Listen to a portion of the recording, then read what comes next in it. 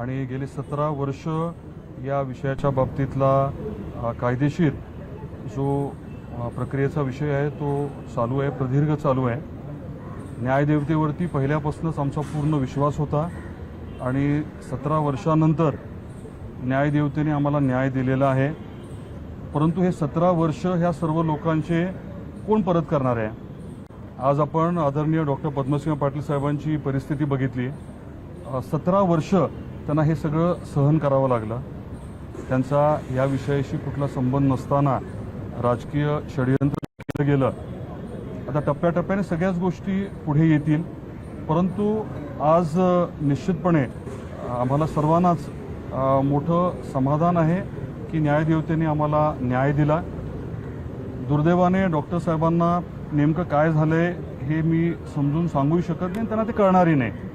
पण ही परिस्थिती कशामुळे, हे षडयंत्र जे आहे ते कोणी कशामुळे केलं, त्याच्यामध्ये कोण कोण प्यादे होते. आदरणीय डॉक्टर पद्मसिंह पाटील साहेब, आपल्याला कल्पना असेल की साधारण 1990च्या दरम्यान मुख्यमंत्री होणार होते. तसा त्यांना शब्द दिला होता. काही कारणामुळे ते होऊ शकलं नाही. 2009ला ते खासदार म्हणून निवडून आले होते आणि साधारण ज्या कालावधीमध्ये कॅबिनेटचं एक्सपॅन्शन होणार होतं, बरोबर तेव्हाच काही लोकांनी या बाबतीमध्ये एका वेगळ्या पद्धतीने पुढाकार घेतला आणि जे काही षडयंत्र रचलं गेलं ते बऱ्यापैकी आज कोर्टाच्या माध्यमातून आमच्याही लक्षात आलेलं आहे. आणि एकदा प्रत्यक्षात कोर्टाची ऑर्डर उपलब्ध झाल्यानंतर, त्याचं वाचन केल्यानंतर मग मी आपल्याला सविस्तर बोलू शकेन. या पूर्ण प्रक्रियेमध्ये सुरुवातीपासून ज्यांनी आमच्यावरती विश्वास ठेवला आणि अतिशय ताकदीने आमची साथ दिली, त्यांचे मी मनापासून आभार व्यक्त करतो. आई तुळजाभवानी आणि संत गोरोबा काकांचा आशीर्वाद नेहमीच डॉक्टर पद्मसिंह पाटील साहेबांच्या पाठीशी आहे. लाखो करोडो जनतेचा आम्हाला न्याय दिलाय, एवढी भावना मी व्यक्त करतो. उल्लेखित केलं की 1990 मध्ये तुम्ही काँग्रेसमध्ये असताना त्यांना मुख्यमंत्री पदाचा शब्द दिला गेला, ते झालं नाही. 2009 मध्ये कॅबिनेट मंत्री होणार अशी शक्यता होती. त्यावेळेला सुद्धा एक्सपेन्शनच्या वेळेलाच हा सगळा खटला पुढे आणला गेला. जाणीवपूर्वक पक्षातीलच काही लोकांनी हे षडयंत्र रचलं होतं. याबद्दल मी आज बोलणार नाही. इतके दिवस मी जास्त बोललो नाही की आमच्यापैकी कोणीच जास्त बोललं नाही, कारण हे सगळं न्यायप्रविष्ट होतं. बरेच जण ह्याचा राजकीय फायदा घेत होते. अतिशय चुकीची विधानं, धादांत खोटी विधानं करत होते. परंतु मी तेव्हा काहीच बोललो नाही. योग्य वेळेस मात्र गरजेनुसार अनेक गोष्टी मी पुढच्या काळात बोलेन. आज यापेक्षा जास्त नाही बोलणार. याच निकालाच्या विरोधात आता सीबीआय हे उच्च न्यायालय देखील धाव घेणार आहे. दुसरीकडे उपमुख्यमंत्री एकनाथ शिंदे यांनी अमित शाह यांच्याशी फोनवरनं चर्चा केलेली आहे आणि याबाबत न्याय मिळावा या संदर्भात देखील बातचीत केलेली आहे. राजकीयदृष्ट्या या सगळ्या घडामोडींकडे आपण कसं पाहता? याविषयी मी एवढंच म्हणेन की न्यायदेवतेवरती आमचा पूर्ण विश्वास आहे आणि कुठे न्यायालयीन प्रक्रिया असेल त्याच्यामध्ये आमची जी बाजू आहे ती आम्ही ठामपणे मांडू आणि आम्हाला निश्चितपणे न्याय मिळेल.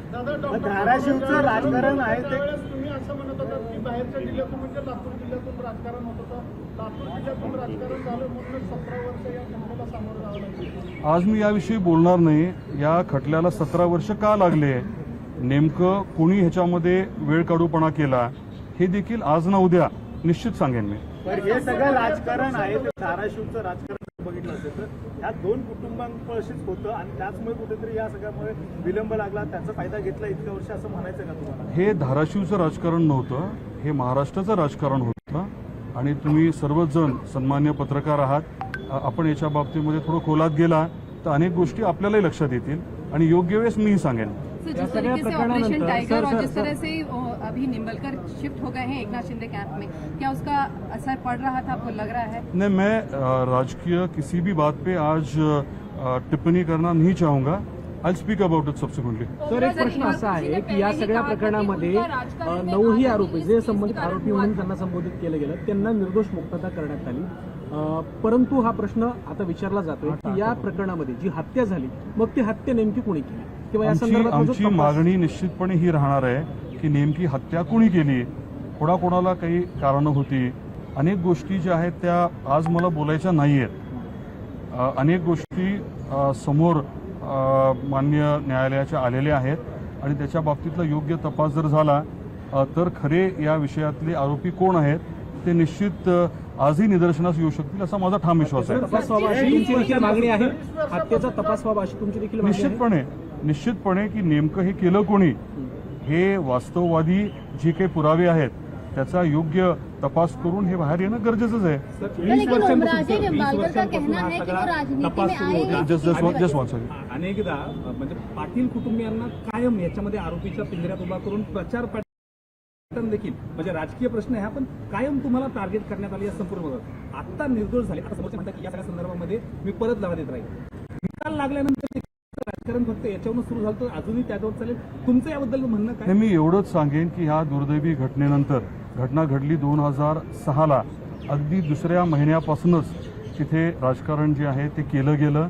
या दुर्दैवी घटनेचा वापर पूर्णतः राजकारणासाठी केला गेला.